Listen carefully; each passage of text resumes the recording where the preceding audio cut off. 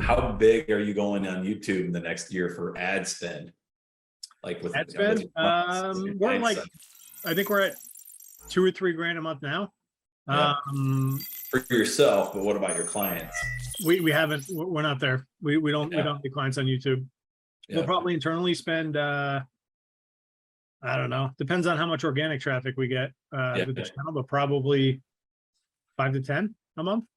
But that's retargeting. We're not doing tip of the spear discovery stuff. It's just retargeting, so a little bit less expensive. I think we're going to go heavy, and I think in the next year, like we sitting here talking, in the next year, we're going to have half of our clients are running YouTube and possibly not running ad search. So really, interesting. Like, that's something that we see. And again, it's real estate, so we're able to really earmark who we're getting in front of and how we're getting in front of them. Like that, I love that with YouTube. I think YouTube's just when marketers start to figure out Facebook sucks and TikTok's only as good as Facebook, YouTube's where it's at when you're wanting to get eyeballs on videos. But that's something that we're seeing with, once we have clients buying in on doing their videos, it's like you said, Ed, do your videos, do your content, and then get that out to the masses. We're seeing some clients have some good success with that too. That's awesome. Well, video, the hardest thing is actually shooting the video. It's the easiest thing now for us, but at the beginning, I was 110 pounds heavier and just a fucking mess. And it would take me 15 to 30 takes because I used to one take every video straight through, no editing. And I get to minute 8 and mess up and it'd be like, and have to delete that video and re-record it. Reshoot the whole thing. Whole thing. We don't do any of that for clients. I have done a little bit of it, but it's all video. It's testing videos, which means you have to have multiple videos, and it's testing audiences, and it's complex and quite frankly, I've found it to be difficult. Of course, I've never worked in a specific niche, so maybe that's the big thing is we can replicate that, right? Yeah, you can go through and say, okay, we know this works. Here's the 4 videos we want you to do. Here's how we like siphon those through and adjust them out. But yeah, that's the big thing, is figuring out what video works and then going with it. It's more akin to Facebook advertising. So if you're comfortable with that style, it'll translate over here. And you're seeing guys move from Facebook and I've seen a lot of that TikTok or Facebook onto YouTube ads. It's a different skill set than what we have at search. The funny thing is that the people that are going to make the most, the marketing companies like ours that are going to do the best at it are going to be the ones that truly understand Google, have front face with Google. And it's not this new wave of Facebook marketers that are tired of getting their accounts shut off or whatever on Facebook. And all of a sudden they say, I want to do Google, because it takes them about a week and a half to figure out Google's a different animal and you've got to play by their rules and you've got to figure things out.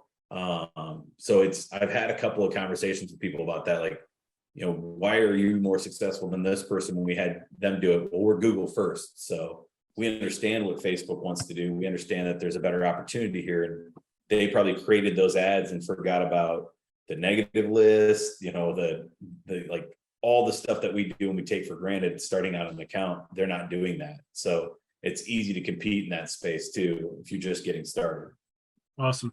So what your hang up is more on the production side, getting them to actually produce the videos themselves? Yeah, it's getting those clients to do the videos. The funny thing is that we've got a couple of big clients that are doing it and seeing success with it. We've got some stuff that we're rolling out where actually the whole team is I went and paid a King's ransom to do a training session with a guy that's really, really pretty high level with it. First session in, everybody's eyes were huge and they're like, oh my God, this is going to be big.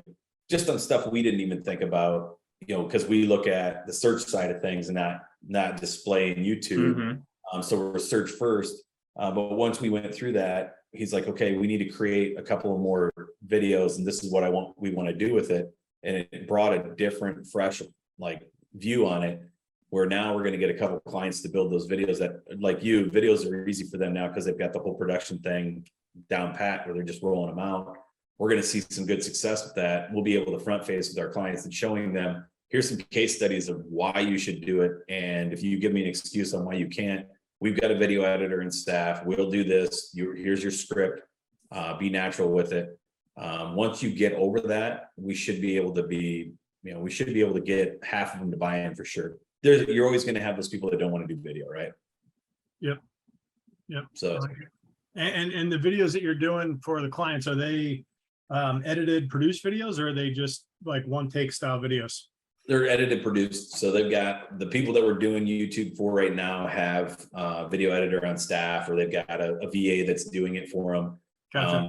They know right from wrong. They know not to try to do a one take. They're doing through. We started doing a couple of edited for them. I was actually personally doing it for people before, where they'd be like, they'd do the video and be like, oh fuck, cut this out, Nick. I'm gonna start here, 3, 2, 1, and then they'd go. It's kind of funny because I kept one in there to mess with the guy, and he's like, dude, you forgot this. But yeah, that most of them they're all professionally done. We do tell them, like, don't wear a suit if you don't wear a suit to a listing appointment, right? Yep. Be natural, be yourself. So I think that's the biggest thing is with like when you're talking about real estate, it's know, like, and trust. Do they feel like they know you? If they've watched consumed your videos, do they feel like they trust you? Do they feel like that you're the right person for the job, and do they like you and what you do? Greatest example is we had a sales call today, and my guy came in. He's like, this lady just watched all your videos, like found out you were on YouTube and watched all your videos, and had a couple of really interesting questions that he's like, I've never been presented on a sales call. She signed up, but it was from her watching all the videos. So it's a sales call in itself, which that, but it plays out when you're talking about selling a $600,000 house. I mean, it's pretty inexpensive to get a video out there, right? And have it in the masses. Like, Mark, you're looking to move in the next few months. Like, if you went out and did a search for real estate in that area or agent in that area and started watching videos, there's going to be some people you're like, I can't stand this person, right? And then you're going to find one that you're like, I really like this person's personality. I'm going to work with them. Like, that's real. That happens all the time.